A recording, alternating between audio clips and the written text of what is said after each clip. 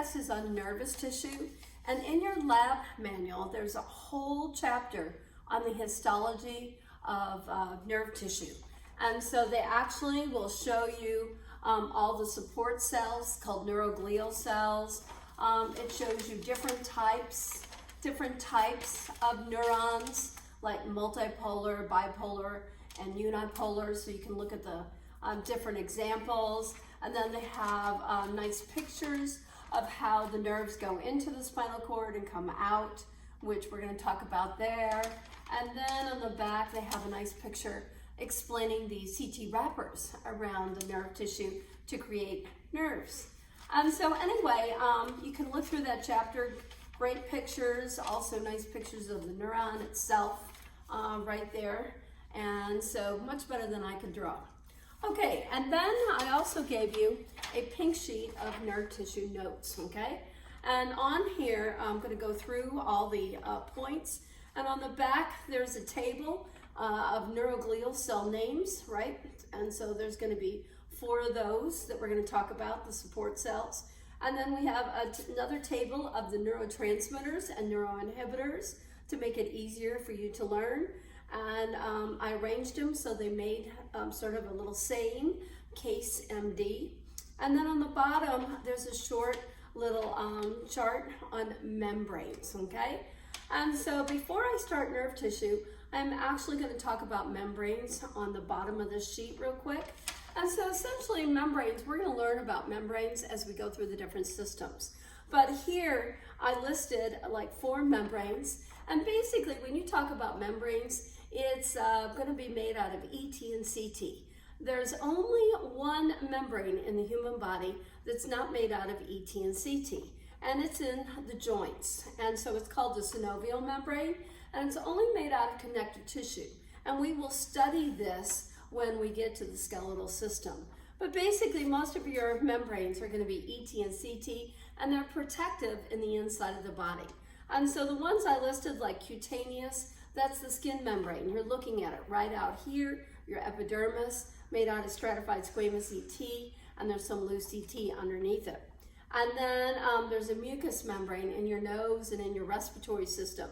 And so that's going to be made out of pseudostratified columnar ET and CT underneath, loose CT.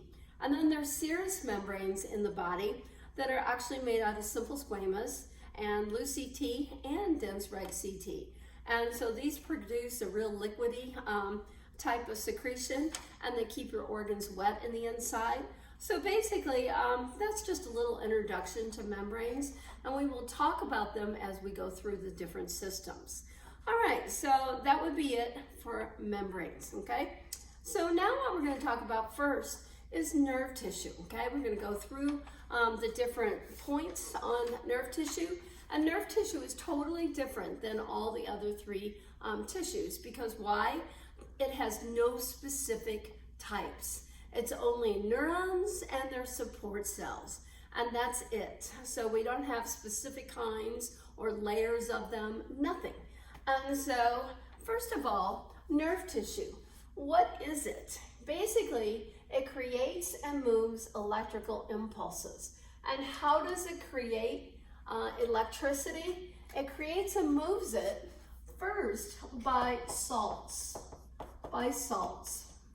There are 2 salts that are going to make the electricity: sodium chloride and ACl and KCl, okay? Potassium chloride. So those are the salts, and basically the salts are going to move, and we're going to discuss this in a minute, and create an electrical impulse. And so there you go. That's what's unique about nerve tissue. Then where do you find it? Location. In the brain, the spinal cord, nerves. We have 3 specific sets of nerves in the human body: cranial, spinal, and peripheral. And then we have ganglia, something called ganglia, and then sensory organs are made out of nerve tissue. And so basically in your eye, there's nerve tissue, ear, nose, skin, and your taste buds are your sensory organs right there. Now, this is not on your pink sheet of notes, and basically you need to have a quick introduction to where we find nerve tissue. And so you basically have two nervous systems. You have the central nervous system, and that's just made out of the brain and the spinal cord. That's it, okay? And the PNS is the peripheral nervous system. And what's going to be in there? Nerves, ganglia, and sensory organs, okay? So the nerves, there are three sets of nerves.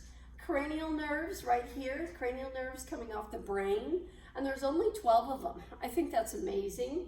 And then spinal nerves come off the spinal cord right here. And then we have peripheral nerves in green right here. And peripheral nerves will go out to your body organs and to your body walls.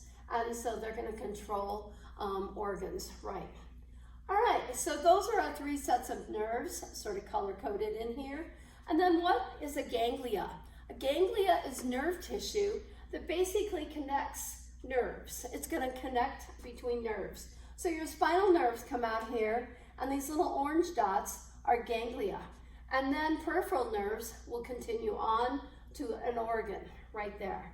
And so all the spinal nerves have to run out to a ganglia, and then another nerve will come out of the ganglia and go, say, up in your arm and turn around and come back in. And so this peripheral nerve will actually run back in here, and then it will come out as another spinal nerve, right? And so it'll hook with the spinal nerve going in. So basically your nerves are like railroad tracks going in and out. And so, but the ganglia is basically like a little mini train station. And so it's gonna make the electricity go in the right path.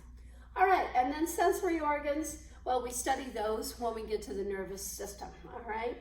And so that's an introduction to the two systems, CNS and PNS, okay? And then the functions. The functions are on the back of your note sheet. And basically we have 5 functions for nerve tissue in general. First, it creates and sends and receives electrical impulses. So the electricity is called an impulse right here, an impulse. And basically what does nerve tissue do? It sends electricity to all your organs. So it's the master controller in the human body. It controls all organs. Secondly, it stores protein in its cells, in the neurons, and the stored protein becomes your memory. And so your memory is actually made out of protein. It becomes your IQ, your intelligence level, and then it determines your personality. And so that's all protein-based. That's sort of amazing. And then homeostasis is number 3 function. The nervous system and nerve tissue is responsible for maintaining balance in all body organs, right, in all body systems. And number 4, it responds to external or environmental stimuli, and so it makes you react quickly to protect yourself. And then number 5, the senses. And so another function is it provides your 5 senses. So what are your 5 senses? The first one is called olfaction, and that's your sense of smell. And so basically, where are your sensory nerves for that? In your nose, okay? So the organ would be the nose that's going to be responsible for olfaction. And then optical is the term for your sight, sense of sight. And of course, you know that's your eye right there. Auditory, basically, is responsible for hearing and balance, both of them. And so basically the ear is the organ that's responsible for that. And then 4 is gustation. And so gustation is your sense of taste. And what are the organs? Taste buds. Taste buds on your tongue. Okay, taste buds. And then 5 is a big long word. It's called proprioception. And this is in your skin, okay? It's going to be in your skin. These are skin nerves. And basically, they're responsible for your sense of touch, temperature, and pressure, the amount of pressure that you're feeling on your skin, on the outside surface and in the inside of the body. And also another thing proprioception does, it's also responsible for your sense of pain, right? Your pain level. And so you can add pain to it right there. So that's the functions for nerve tissue. Now we're going to go through the characteristics for nerve tissue. And so there's like 12 of them listed. And so the first 5 are actually going to be on this first picture that I drew, okay? So the first characteristic of all nerve tissue is the neurons, basically. The neurons are going to have basophilic cytoplasm, okay? So we also call it neuroplasm, just like in muscle tissue, we did myoplasm. So you just use the prefix neuro to mean anything related to a neuron, okay? So that's number 1. Number 2, the basic cell is called a neuron. Here it is. And then all neurons have a main part of the cell right here. And the main part of the cell is called the neurosoma, okay? Neuro means nerve, soma means body. So this is the cell body, the main part. And it always has a big purple nucleus, very large round nucleus in the center of the cell with 2 nucleoli right here. So here's the big nuke, and here are the nucleoli, okay? And there's always 2. And then the nucleus hooks to an RER right here, a rough endoplasmic reticulum, which we can call also the neuroplasmic reticulum. So basically, that's going to be dead center, large nucleus, so the main part is called neurosoma. Then all neurons have extensions on them, and therefore basically bringing the electricity towards the cell and away from the cell. And so what are the extensions called? Well, if they're on the back end of the cell, and so they have different looks to them, but basically these are called dendrites, this first extension up here. And you can have anywhere from 1 dendrite on the back here to 1,000 per cell. And then the axon is on the other side of the cell. And so the axon, you can have none, or you can have just 1, and that's it. So what do the 2 extensions do? The dendrites will take the electricity towards the cell, the main part of the cell, and so carries electricity to the cell. And then the axon is going to carry the electricity away from the cell towards the next neuron, okay? And so that's their functions for the extensions. All right, then number 4, how do you create an electrical charge? Well, on the outside of every neuron, every cell membrane basically is going to be loaded with sodium chloride, which has a net positive charge, okay? And then in the inside, the cytoplasm, it's going to have potassium chloride, which has a net negative charge. So the difference between the positive and negative creates an electrical charge, an electrical impulse. And so basically, these 2 salts are going to create that electricity for every neuron, And then the next problem will be, well, how does the electricity move all the way across the cell membrane? And so we have one more term for the cell membrane right here. And so the cell membrane right here, cell membrane, can also be called neurolemma. Neurolemma is another name for the cell membrane, okay?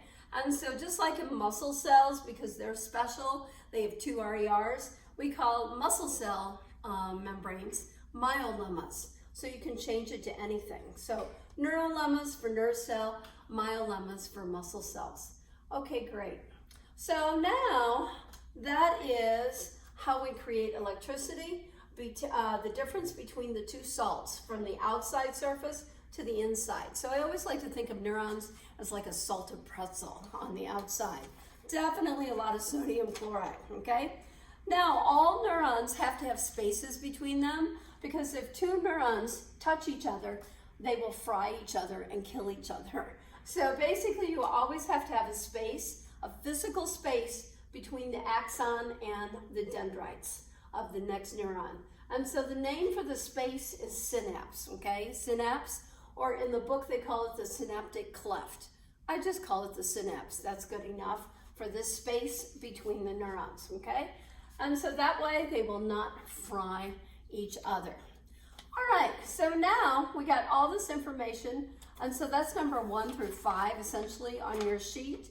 And so now we're going to use another neuron over here to talk about how do we actually move the electricity and what are neurotransmitters and neuroinhibitors, okay? So right here in the main part of the cell, right here, we have the nucleoli, and nucleoli are made out of RNA, okay? And so RNA then makes some protein, and this protein, I'm going to make it red and blue, is called Nissl protein or Nissl bodies. I call it Nissl protein, and so it goes down the RER, okay? And when it comes out the RER, the red Nissl protein is going to go down the axon, okay? Down the axon. And so in the axon right here, we have these structures called neurotubules. Neurotubules, they're like straws. They're like straws. And basically, they're going to suck that Nissl protein down the axon and then store it in these axon terminals. So what do we call this red protein, the Nissl protein coming down, the axon only, and then being stored in these axon terminals? These are like little sacs. We call it the neurotransmitter. And so neurotransmitters are nothing more than liquid protein, okay, liquid protein. And so there it is. And then when the Nissl substance comes out of the RER, then it gets sucked into more neurotubules in the cytoplasm here, neurotubules here, and they're going to take the other protein and they're going to shoot it out back here, and then it's going to go up the dendrites right here and get stored in the dendrites right here, the blue protein. And so what do we call the blue protein? It's called a neuroinhibitor, okay? And it's a liquid enzyme that's essentially going to destroy the neurotransmitter eventually. So that's the neurotransmitters are over there, the neuroinhibitors are here. Now, I also put another space here, a synapse right here, and then here's another neuron, and all I drew were the dendrites here, and here's the inhibitors, okay? The inhibitors stored in my dendrites for our story here on how we move the electricity. All right, now, to move or create an electrical impulse, one that will move, basically, we have to have a stimulus. Something has to happen to this neuron to get the sodium chloride to move in and the potassium chloride to move out. So basically, it's got to go in, out, in, out, in, out, like this. And that's how your charge is going to move. So it's positive here, and then it's going to come in, the positive goes in here, and then it's going to come back out, okay? Come back out, and then it comes back in, positive, positive, positive, and then positive. And it continues to roll, so it almost goes like this. And then when it gets here, when the electricity, the positive charge gets down here, basically, then it's going to make all this neurotransmitter come out. This liquid neurotransmitter is going to come out and fill up this space. It's going to fill up this space right here, okay? And so basically that's the neurotransmitter coming in here. And then what happens to the electrical charge? The electricity actually will come across on this neurotransmitter and then come to the dendrite and go like this and continue right there, okay? So basically, that's how it's going to go across that space, by taking a ride on the liquid protein. Essentially, it's going to jump over to the dendrites. And so right here, we have the dendrites. What's going to happen here? As soon as the electricity is transferred, then the neurotransmitter is going to come out, and it's going to break down. It's going to break down this transmitter so that no more electricity can come across. And so basically then if you don't have an inhibitor come out in here, then basically you're going to have electricity keep moving and moving, and that's overstimulation essentially. So basically the electricity will continue on, and so the process of moving sodium chloride in and potassium chloride out is an active transport mechanism. They call it a sodium potassium pump, and essentially you have to use ATP to get that electricity to move. And so it's when sodium comes in, potassium chloride goes out. Sodium comes in, potassium goes out. And so it creates a difference in the charge in the membrane. And so basically it just sort of rolls and rolls, and then it zaps the terminal. The terminal releases the transmitter. The electricity jumps onto this liquid, and then it jumps onto the dendrites. And then the dendrite has to break down all that transmitter. So that's the process of moving the electricity. Now, on the back of your sheet, we have a chart right here that actually lists your neurotransmitters and your neuroinhibitors. And so your neurotransmitters are going to be called CASE MD. And so basically, C is for CAMP, and so that stands for cyclic adenosine monophosphate. And so that's a form of like energy, ATP, related to it. And so CAMP has an inhibitor, and that's called NORCAMP. So anytime you see the prefix NOR in chemistry or in anatomy and physiology, basically NOR means to stop something, okay? Stop it. And so the second one is called ACH, acetylcholine. And acetylcholine, basically, its inhibitor is called cholinesterase. And so that will eat up the ACH that's in the synapse. And then the third one is the S, and so that's serotonin. And so serotonin basically has an inhibitor called norserotonin. And then the fourth one is epinephrine, like EpiPen, so you've heard of that. Epinephrine stimulates things to go faster. And what's its inhibitor? Norepinephrine. And then M is monoamine oxidase, MAO for short. And this is really important inside the heart, cardiac muscle tissue. And so MAO inhibitor is its neuroinhibitor. And the last one is dopamine. And so dopamine is another stimulating neurotransmitter. And so its inhibitor is called nordopa, right, or nordopamine. So there you go. So those are the transmitter names and the inhibitor names of the most frequently used ones in medicine.